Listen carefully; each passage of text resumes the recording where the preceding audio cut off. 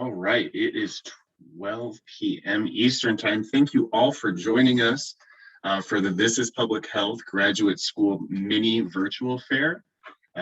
We have some great guests for us today. We ask that you stay muted with your video off during the formal part of the presentation. Throughout the presentation, you can use the chat mechanism shown here, and you can ask questions. And we will have a general Q&A after all of the formal presentations.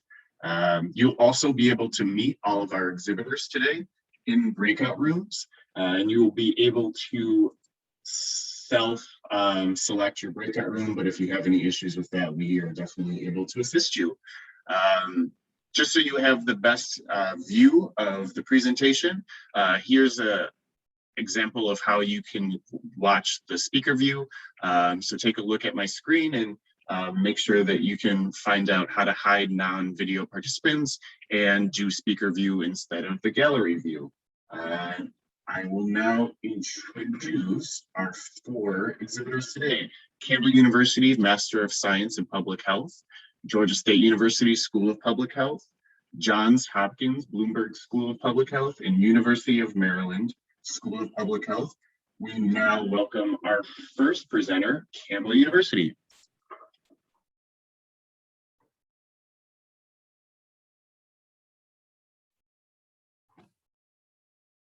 Lynn, I think you're muted. I definitely clicked it off, but it didn't work. Hang on, I'm going to share my screen.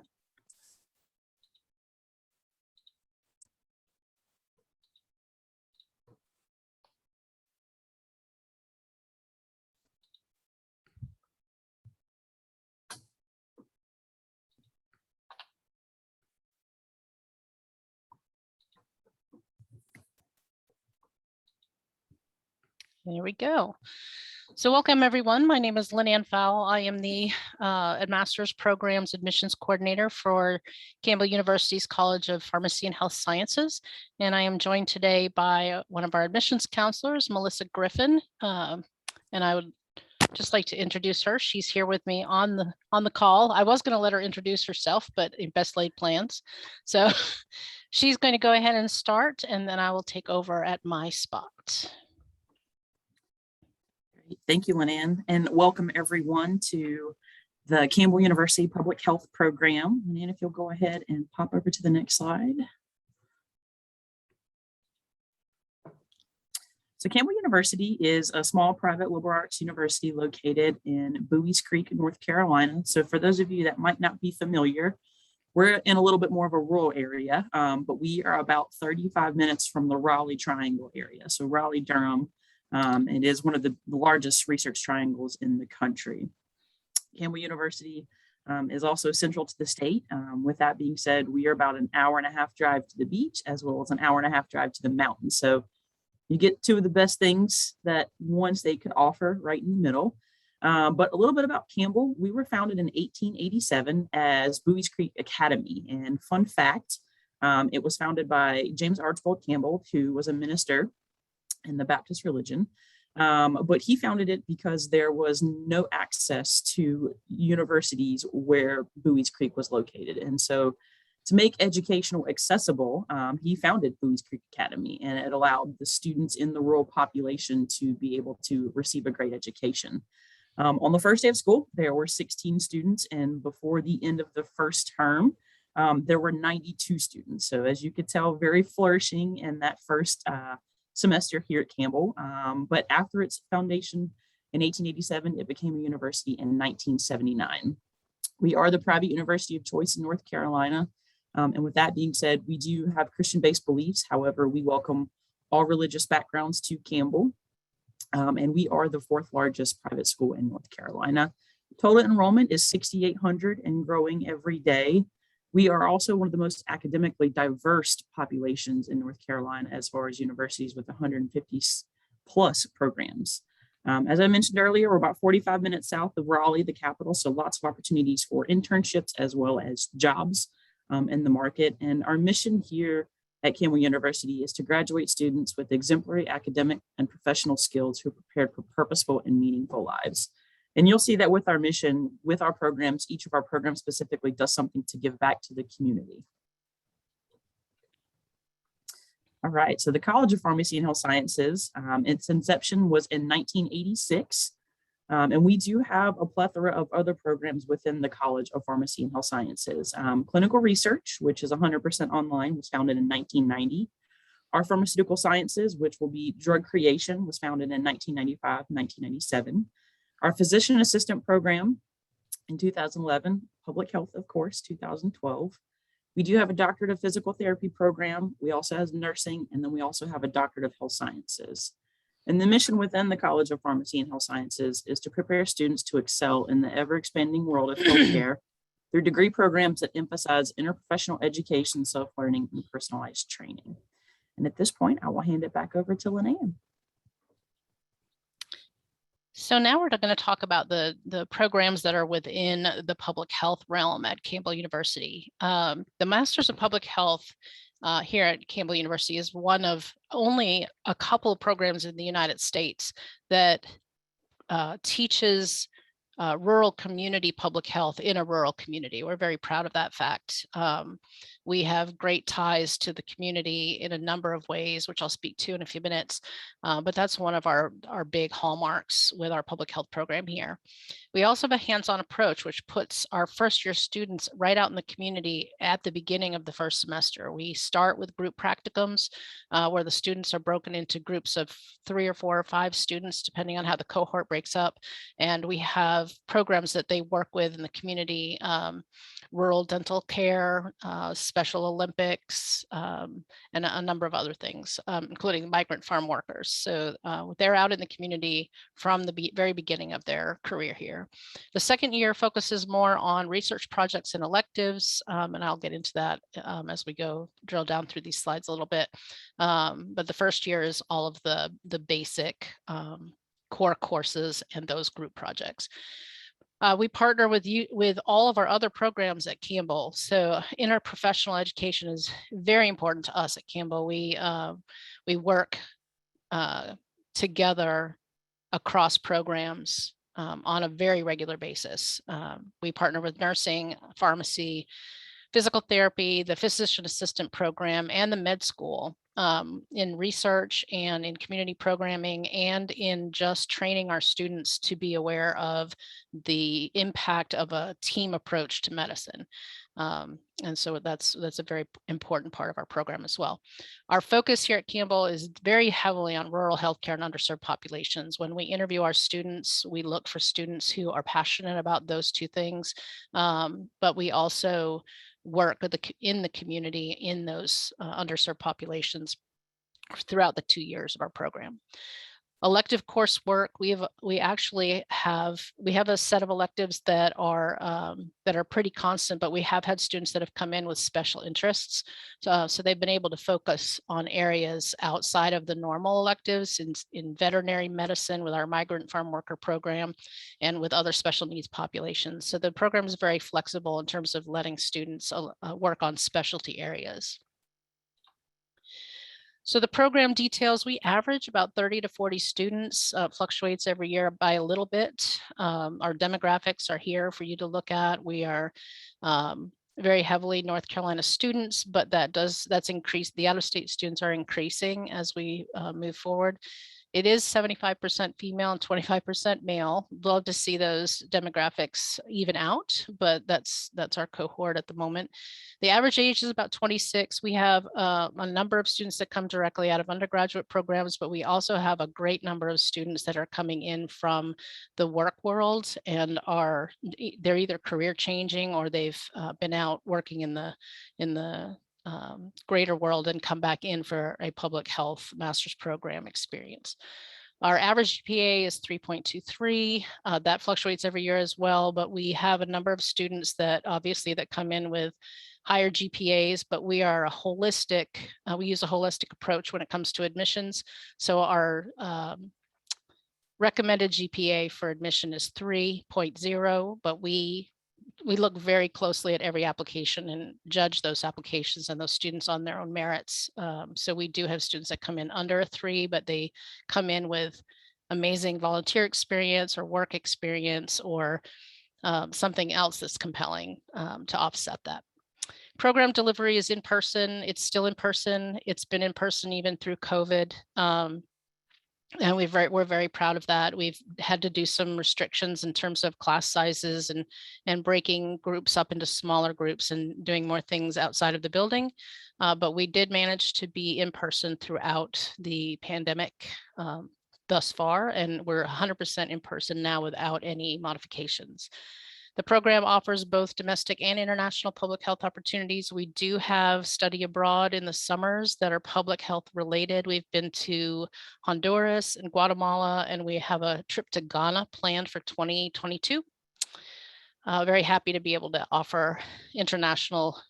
So as long as everything doesn't explode on us, we're really hoping to go to Ghana in 2022. The program includes 3 60-hour practicums. This is one of the ways that we help our students interact with the community at the community level with these practicums. A number of other programs have 1 practicum at the end of the project, at the end of the 2 years or the end of their program, but we have 3 throughout the program and 1 capstone research project in their final semester. Dual degrees are another very important facet of the Campbell experience. We have created 4 dual degrees, excuse me, with our public health department. They are pharmacy and public health, physician assistant in public health, a public health MBA, and a law MBA program. The physician assistant and pharmacy dual degrees are very popular, although MBA comes in a close third. But these are programs that are not found elsewhere in the country. And we're very proud of these programs. They turn out great practitioners with public health backgrounds, and we're very proud of that. 1 year of public health is in a dual degree program. Students complete 1 year of public health and then they move on to their professional program.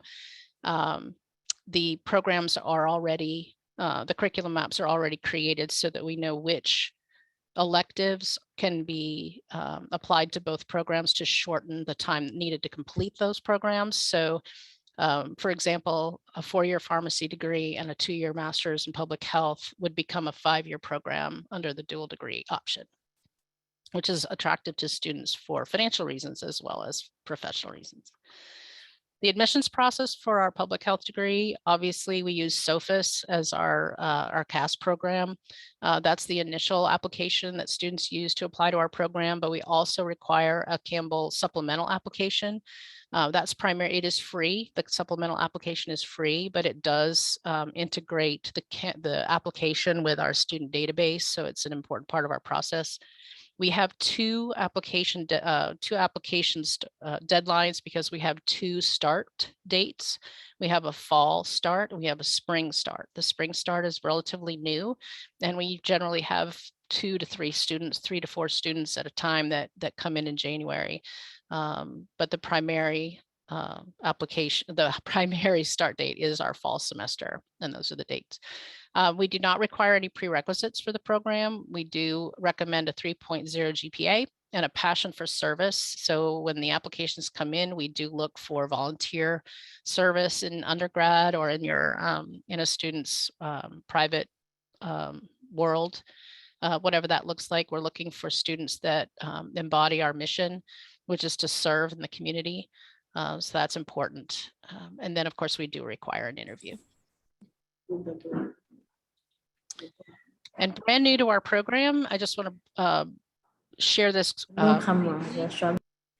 is our Doctorate of Health Sciences. So our Doctorate of Health Sciences is a 3-year program that we just started in the fall of 2020, where we just matriculated our 2nd cohort. Our first cohort had 20 students. Our 2nd cohort had 32 students.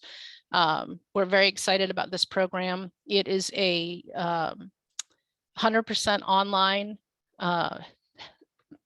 doctorate program. They take 1 course per block. Each block is 8 weeks, and there are 5 blocks per year. And they take one course per block, fall and spring, and then 2 courses in the summer. And the mission of this program is to provide an interdisciplinary curriculum with a focus on practical application of modern healthcare delivery, rural healthcare policy, public health ethics, health administration, and interprofessional education practice and practice. And you can see that interprofessional education is really a hallmark of all of our programs, as it shows here. And the admissions process for this program is that we only have a Campbell application. The deadline is July 1st for fall of 2022. It requires a bachelor's degree and 3 years of healthcare experience. That healthcare experience can be a variety of things. So if a student is interested in this program and isn't sure that they have 3 years of healthcare experience, Melissa is the perfect person to call and ask whether or not their years of experience qualifies. There are no prerequisites for the program. And again, it's a recommended 3.0 GPA and an interview.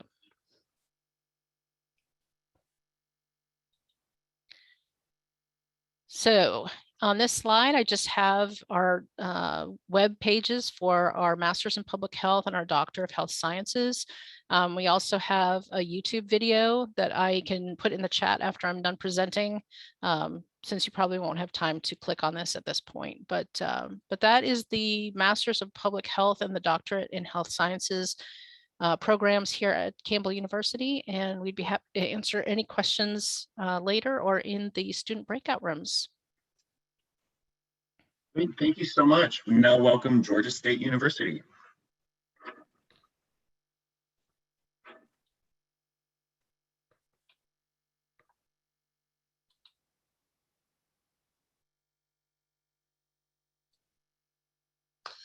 Well, good afternoon, everyone. My name is Lynette Reed. I am the Graduate Admissions and Recruitment Manager for Georgia State University School of Public Health. So let me get started. You can still see my screen? Nope, Lynette, we can't. Okay, I was about to say something just happened. Co-host has stopped your video. Is it showing now? It is not. It says the co-host stopped my video.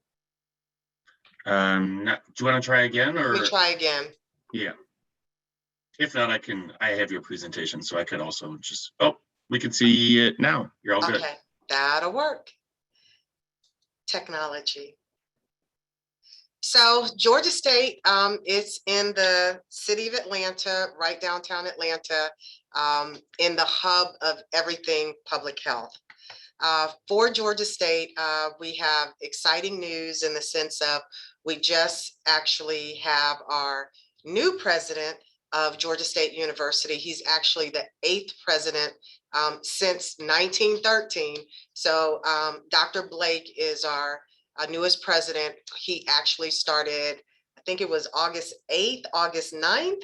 So just kind of hot off the presses, we're excited about what he will bring to the university as a whole. And we also have a new permanent dean, Dr. Lynn. Dr. Lynn has been our interim dean probably for about the last 2 years, but he has since been named our permanent dean. So again, we're excited about having him lead us through to the future here at Georgia State University School of Public Health.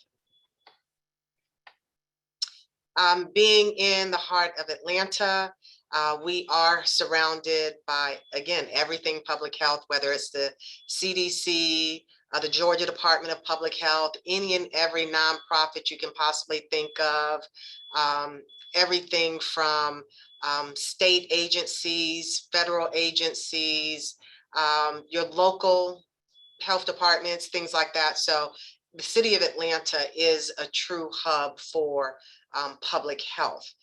Georgia State is, as a whole, as well as the School of Public Health, we have received national recognition for the diversity of our student population here at Georgia State. So a lot of students enjoy being in the university with other students. So that's really exciting. 70% of our students have a minority background. We also have probably about I would say within the School of Public Health, about a 4% international student body population. So it is a depiction of the real world. So Georgia State, we have everyone here. We are a public university, which allows our tuition to be more affordable. So we're excited about that.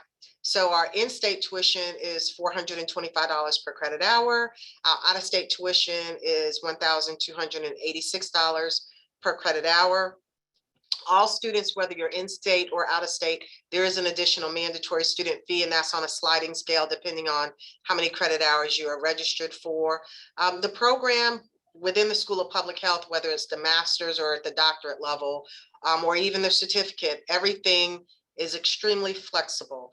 You can go to school full-time or part-time. You do not have to declare your intentions, because many students jump in and out depending on what's going on with their lives personally and professionally. So a student may be full-time in the fall and may choose to go part-time in the spring.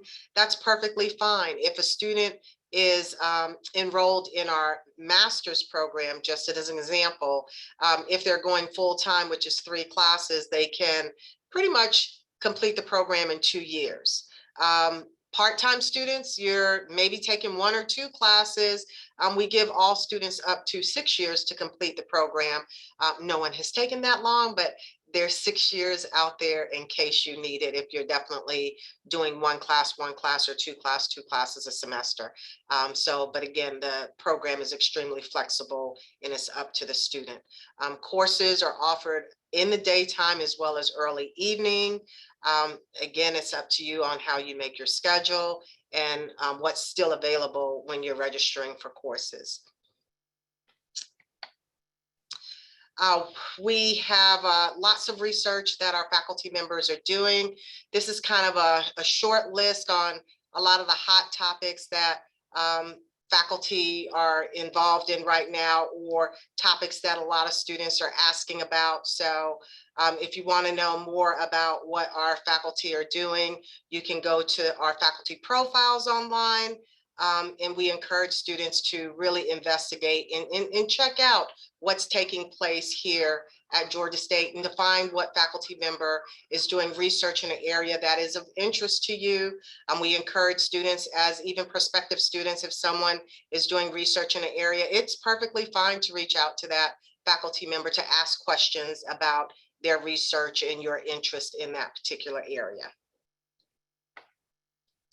We also have some centers here at Georgia State that are also doing research in other areas. And again, if you're interested in all of our topics of research, we encourage you to go to the website and look for it more in detail.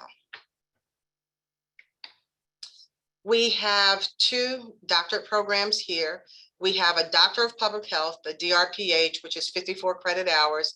This program is designed to be completed in 3 years if you're enrolled full-time. The GRE is not required for the DRPH program. What is required, though, is 3 years of verifiable professional experience in public health or health-related field. So that 3 years of experience is going to be required in order for you to apply to the DRPH program. Funding is not available for our DRPH program. Now, the PhD, which is going to be 62 hours, funding is available for PhD students.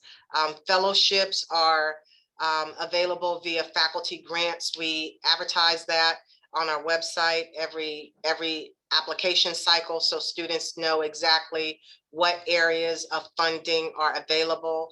Some students don't need funding, which is perfectly fine. You still can apply to the university as a PhD student if you don't need funding.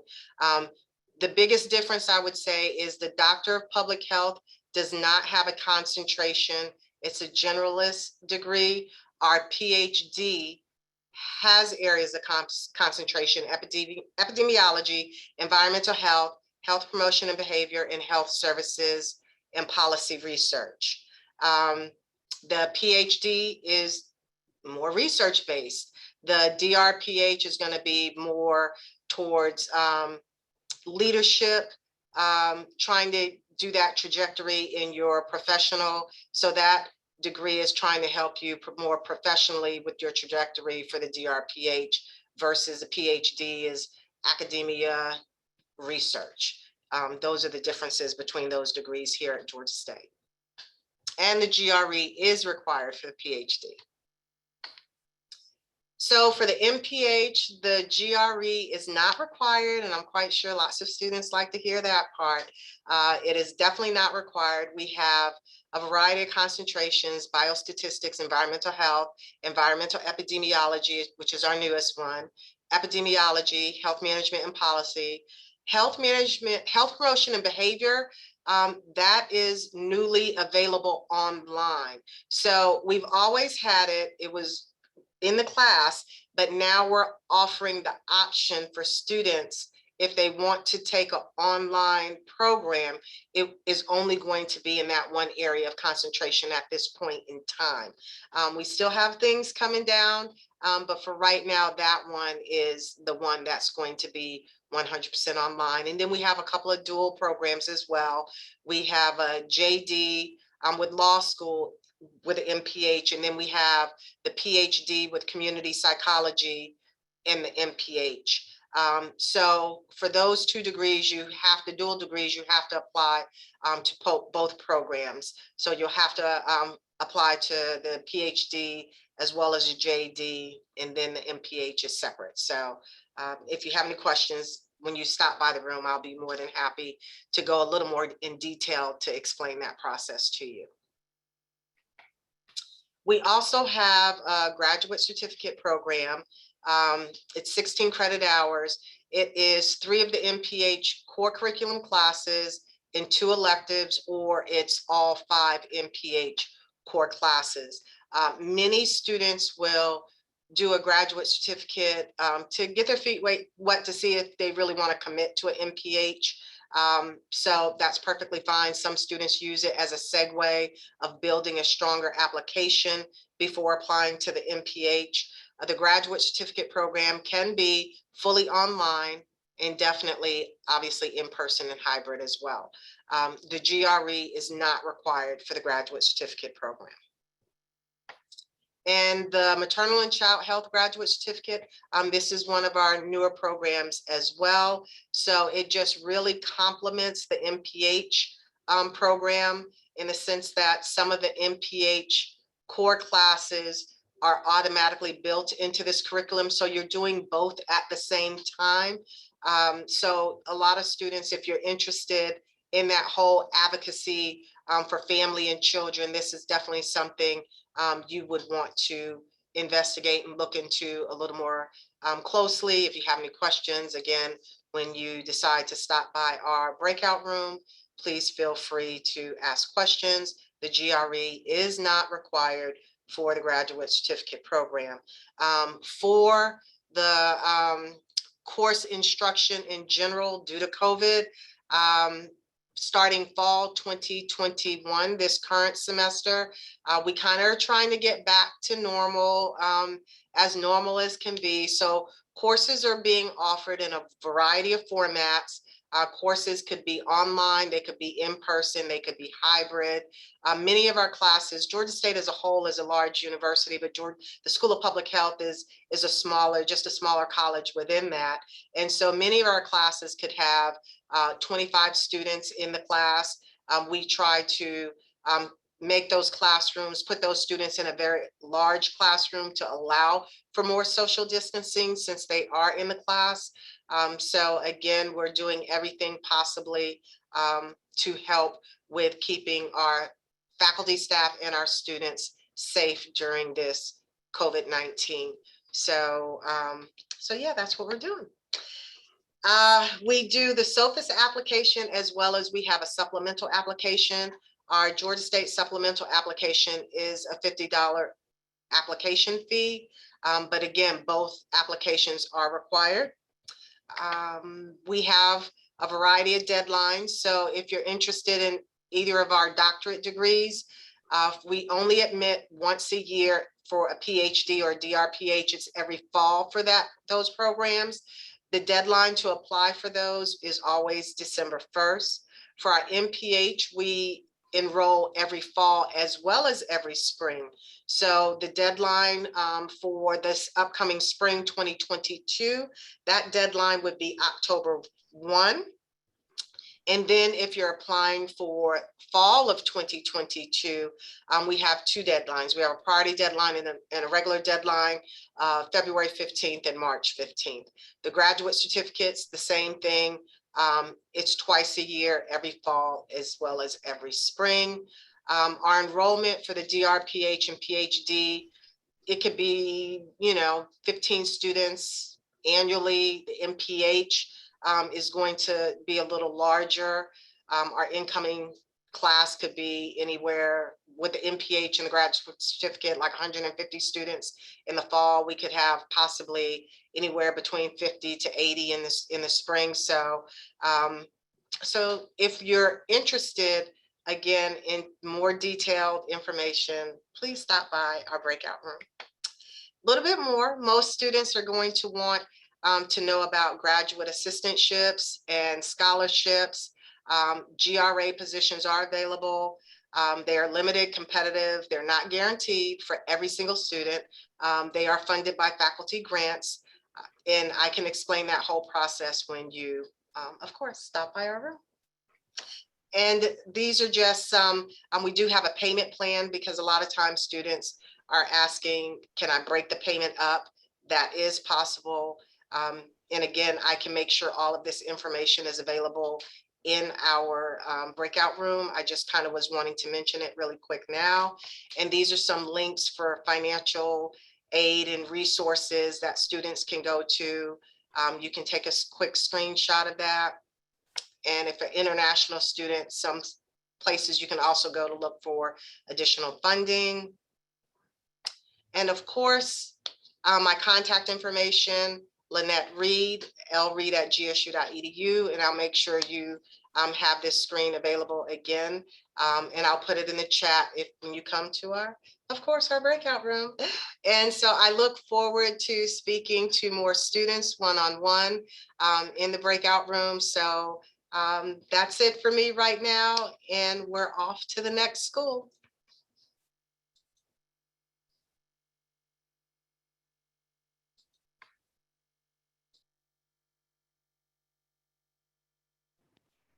Hi, everyone. I hope you can hear me okay. My name is Lauren Black. I'm the Associate Director for Recruitment and Events for the Johns Hopkins Bloomberg School of Public Health.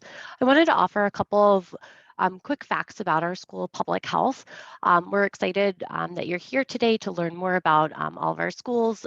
Our school is currently ranked as #1 and has been over the last 25 years. We provide a large alumni network. So as you're thinking about programs at our school, you'll know that you'll get connected to a lot of students that have been doing great work in the field for decades. Within our School of Public Health, we offer both master's as well as doctoral programs. I'll give you a little bit of a snapshot of what those programs look like at our School of Public Health. And then certainly during the breakout session, if you have specific questions about those degree programs, I would be happy to discuss those further. At our School of Public Health, we're considered one of the largest schools of public health. So our current student population is just under 3,000 current students, representing about 85 different nations globally. We have, with that though, is a large faculty population. So you'll have connections across the 10 different academic departments, and then you'll have a specific department that you're either in or a particular program that you're in, and you'll be matched with a mentor and an advisor for that particular focus of your work. Students at our school have the opportunity to not only participate in the academic side, but also the research side. So if you're interested in research assistant positions or teaching assistant positions, those are opportunities that would be available for students at our School of Public Health.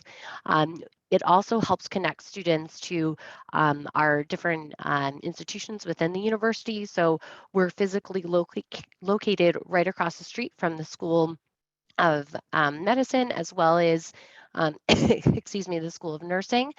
We're also located in Baltimore, Maryland, for those unfamiliar of our location. So we're about an hour away from DC. So students have opportunities to not only conduct work and research within our School of Public Health, but throughout the city of Baltimore, and then at a regional level in Maryland, as well as in the local DC area.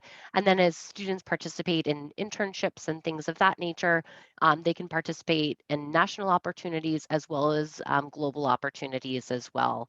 Our research is conducted in over 67 countries. So again, if you are looking for more of a global approach, we certainly do have that, as well as a lot of local work that's done in both the Baltimore and Maryland area as well.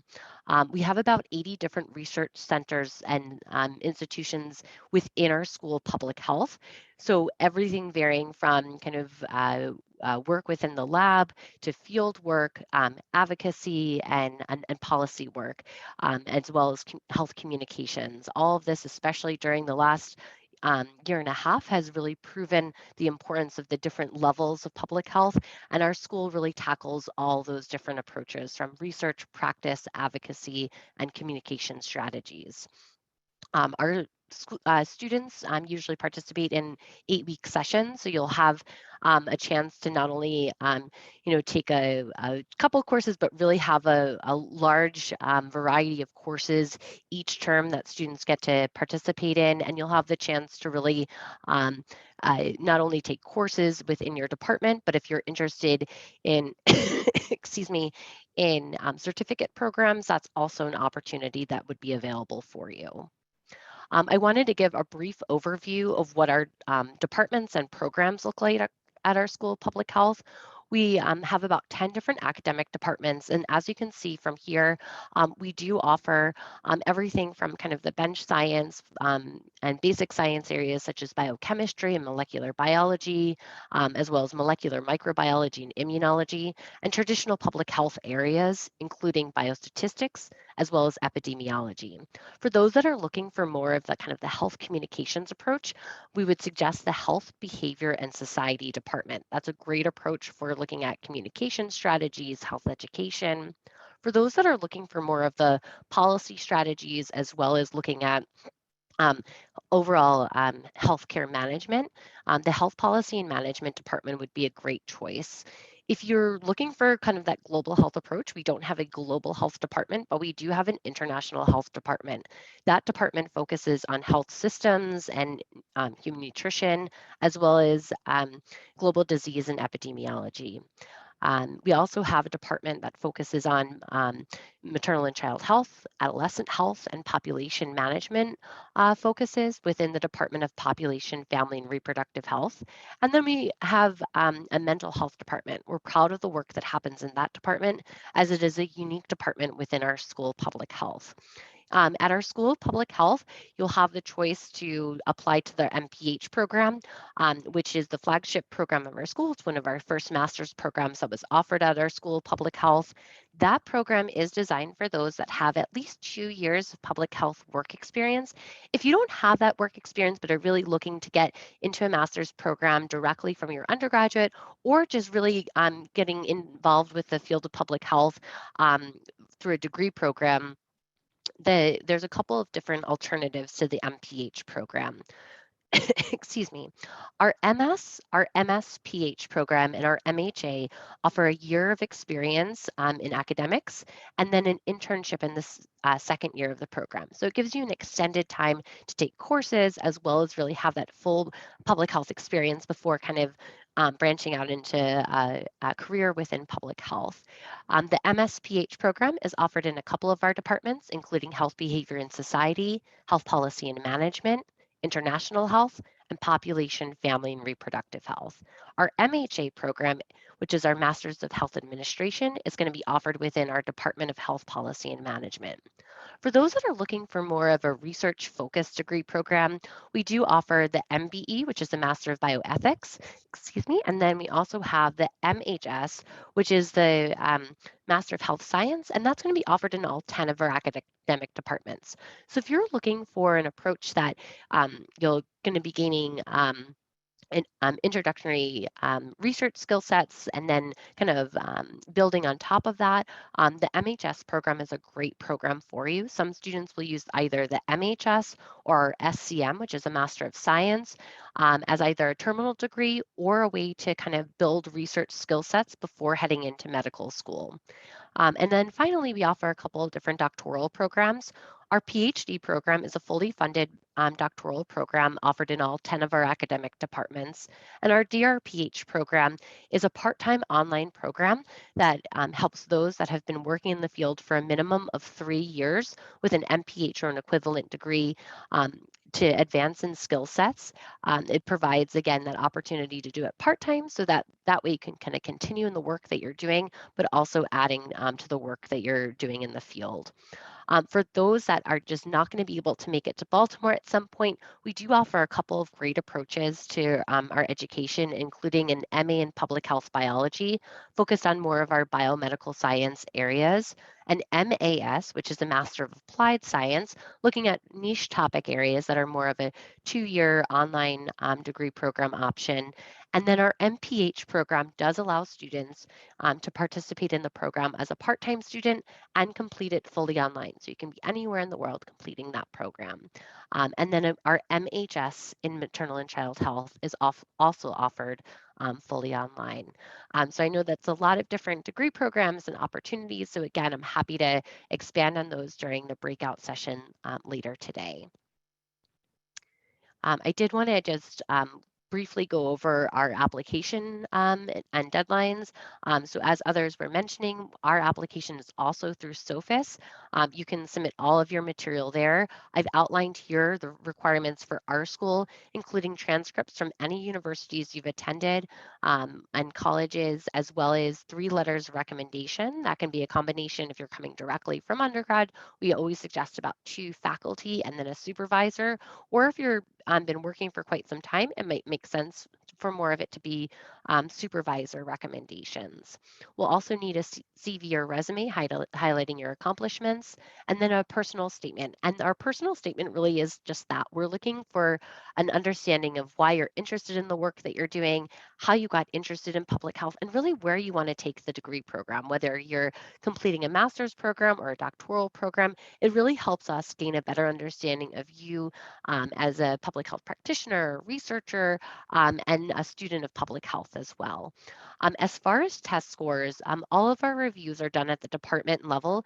So many of our departments have shifted this year to either optional for GREs or not required. Optional meaning that, excuse me, that if you feel the need to submit a GRE, you're more than welcome to, but you would not be discounted for if you did not submit your GRE. GRE not required means that we will not be reviewing the GREs. Even if they're submitted to our application, we would not be reviewing them during the review process. As I mentioned, a couple of our programs do have a work experience requirement. That includes our MPH program, and again, that's a 2-year work experience requirement, or our DRPH program. The only exception to the MPH program would be if you're doing a dual program within our MPH programs. That would include the MPH with an MD program, which you can the medical program can be completed at any accredited medical school, or if you're looking to do a JD program or the MSW program, which is with the University of Maryland. That would just be the exception there. And again, I'm happy to talk about the MPH program and any of our other master's programs. And our deadlines do vary. So if you have any questions about deadlines, that information is provided on our website, and I'll also provide a link to that in just a moment. And so our application is open now. Many of our deadlines are December 1, and then some of our other master's programs have deadlines in January and beyond. So feel free to connect with us during the breakout session. Excuse me, let me just move. And finally, I just wanted to leave our contact information here. And again, I'll drop it into the chat as well. And I hope that you all have a good rest of the day and we are able to answer all the questions you have about public health today. Take care, everyone. Thanks, Lauren. Appreciate it. We'll now welcome our last presenter, University of Maryland School of Public Health.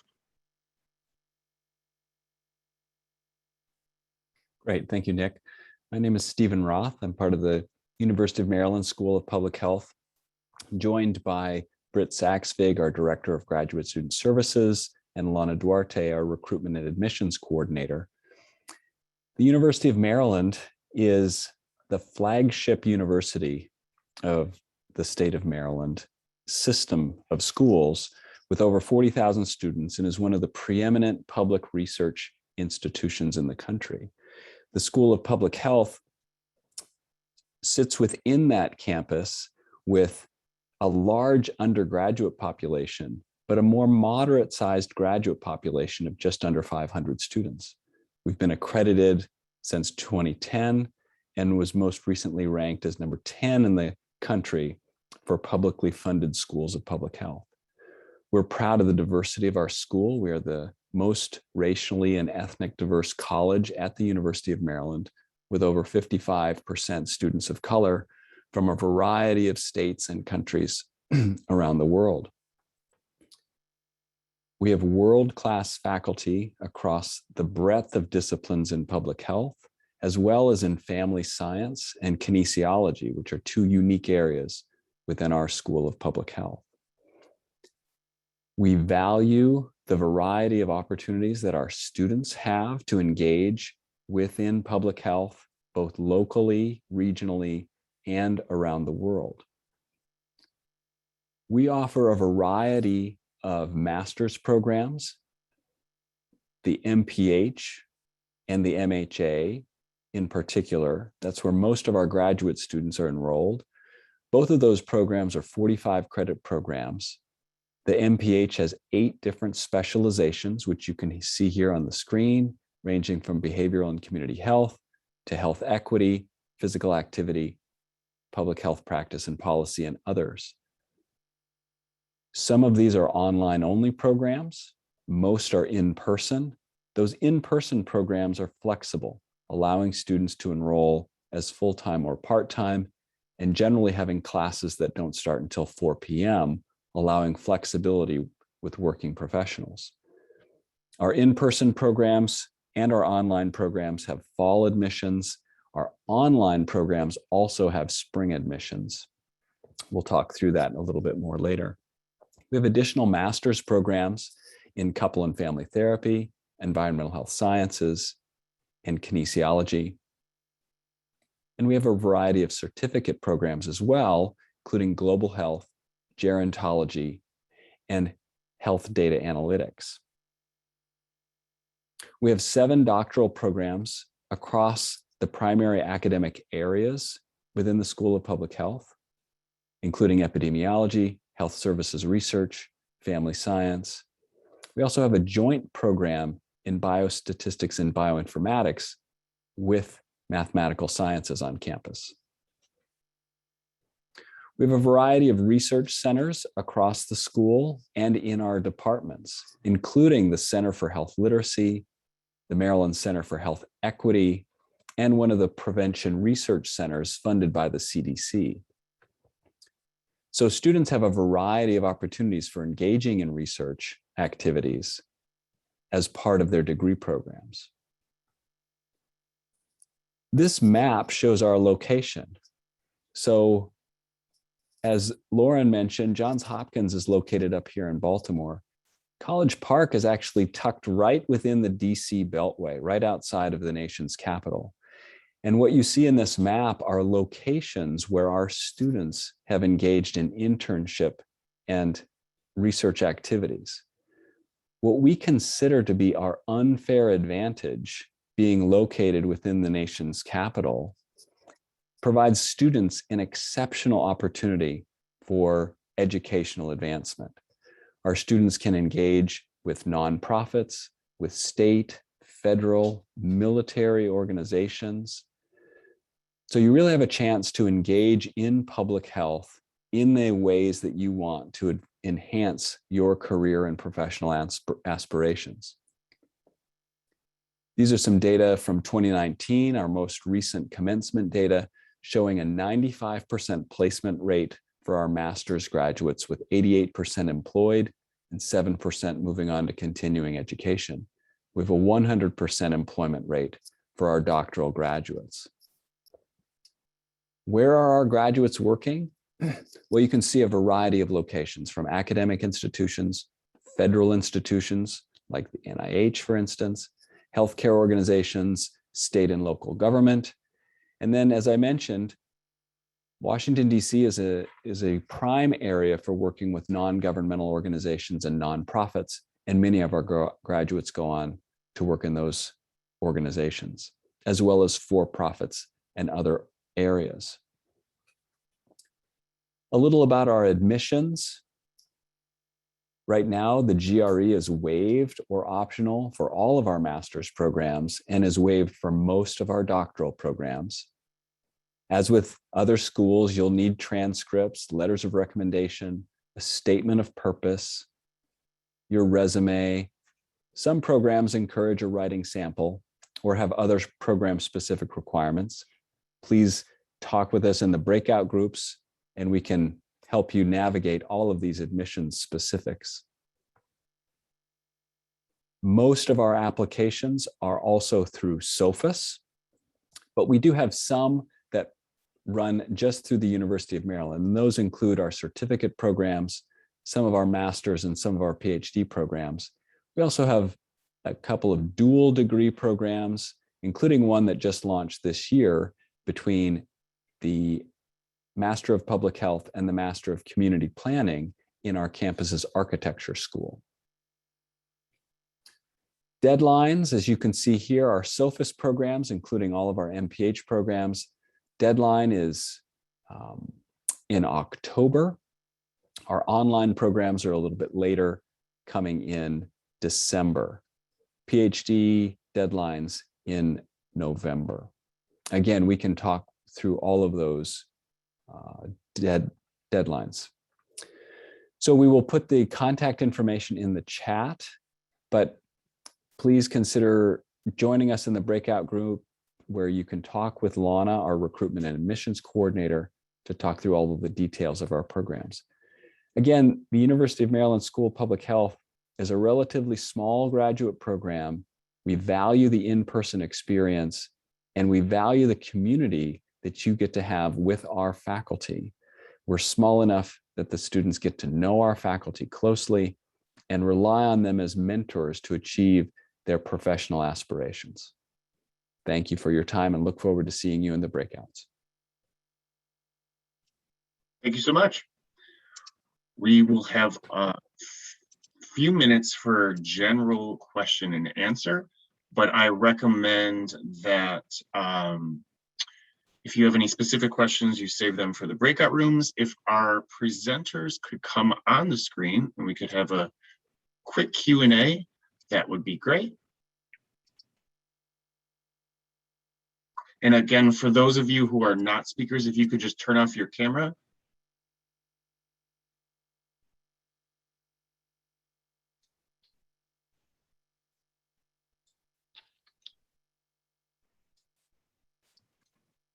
Okay, we'll wait for a few more of our speakers to just put their video on, and then we'll get to the general question and answer.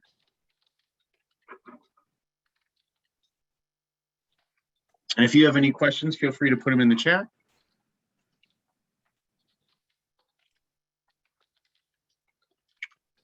Okay, we'll get started.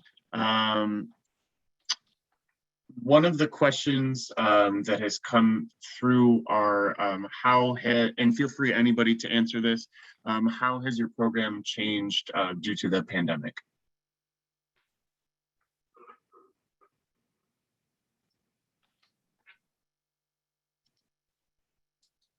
And again, anyone feel free to take that question. I can start.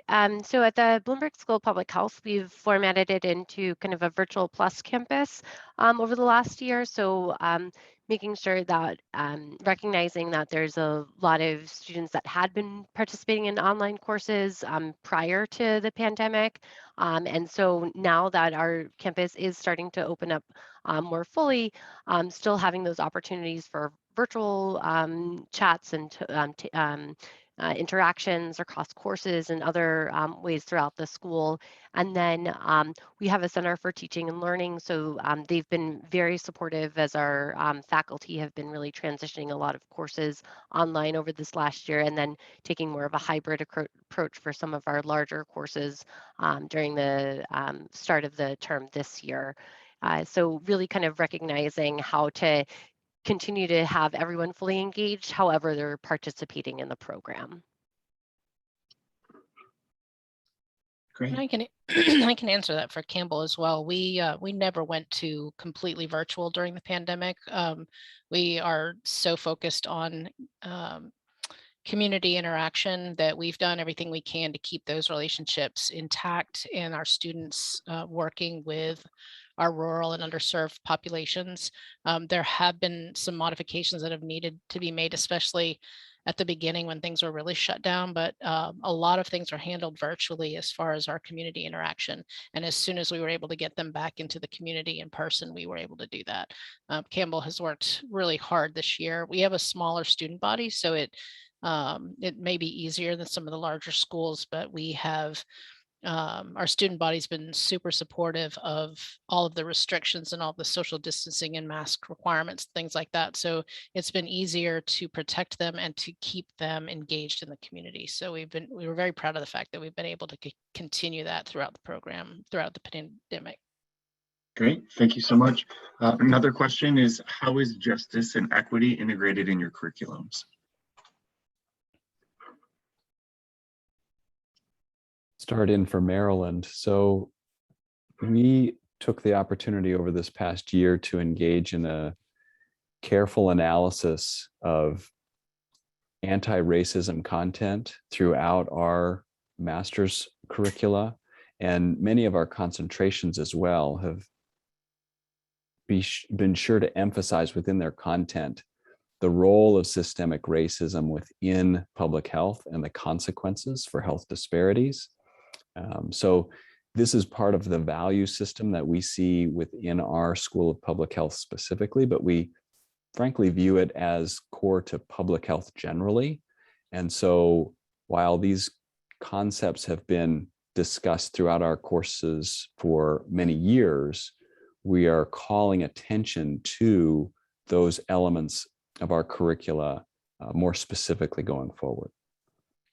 And for the School of Public Health, health disparities and inequities, that is a key to, that's a part of who we are already here at Georgia State. But within the university as a whole, as well as Georgia State University, we have a diversity council. Actually, one of our faculty members is actually chairing a diversity council here within the School of Public Health. So we are making sure that our curriculum encompasses, and for the mere fact that we have a large minority population to begin with, it's at the heart and the core of who we are at Georgia State University.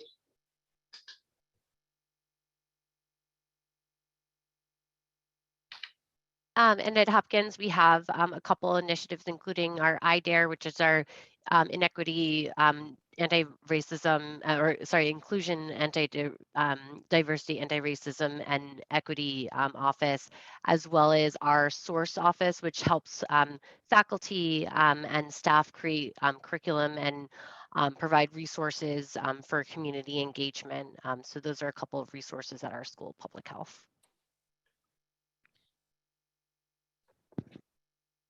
And I would say for Campbell, to piggyback on Lynette's comments, we already deal with justice and equality and inclusion and diversity in our curriculum. It's part of the public health mantra. So although we do have a couple of diversity and inclusion councils that have started up in the last year, just to double check how our curriculum handles those issues, we're very confident that those topics are dealt with well in the curriculum on a day-to-day basis. Thank you so much. One last question. I know we're kind of running a little bit over, we did get a few questions that came in, and I've seen this question before, so I think it would be helpful for you to answer. And if your question didn't get answered in this Q&A, feel free to ask in the breakout rooms. But how do you encourage support students who opt for a thesis track MPH program?